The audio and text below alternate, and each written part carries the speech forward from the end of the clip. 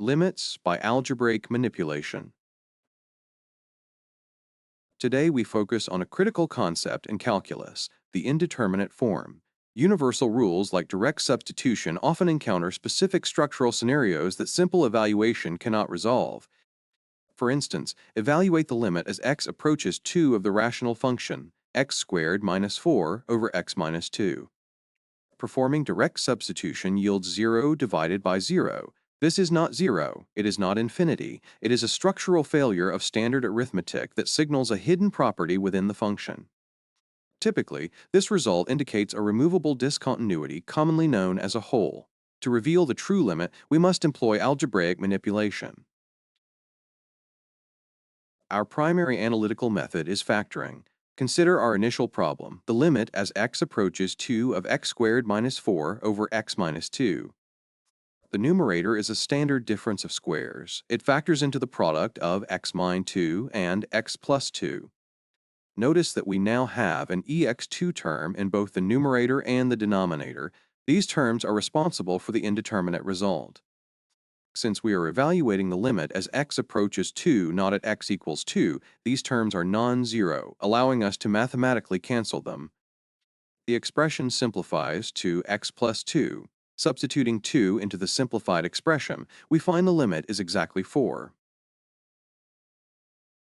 Higher degree polynomials require more advanced techniques. Evaluate the limit as x approaches 1 of x cubed minus 1 over x squared minus 1. Direct substitution results in the indeterminate form 0 over 0. The numerator follows the difference of cubes pattern, factoring into x1 times the quantity x squared plus x plus 1. The denominator follows the difference of squares, x chi 1 times x plus 1. By canceling the common xw1 terms, the removable discontinuity is resolved. The remaining fraction is x squared plus x plus 1 over x plus 1. Evaluating at x equals 1, the numerator yields 3 and the denominator yields 2. The final result is 3 divided by 2. When factoring is not applicable, specifically with radical expressions, we utilize the conjugate method.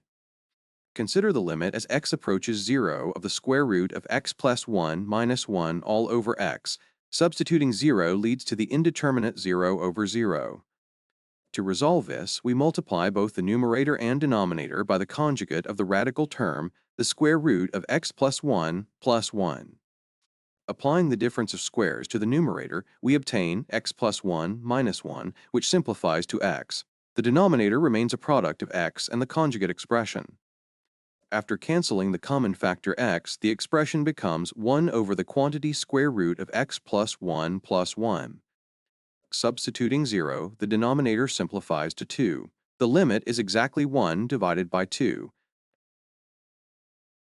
Algebraic manipulation serves as the foundational analytical toolset for modern calculus.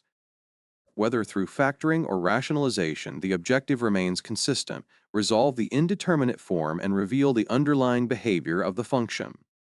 In the next session, we will investigate limits at infinity. Our discussion concludes here.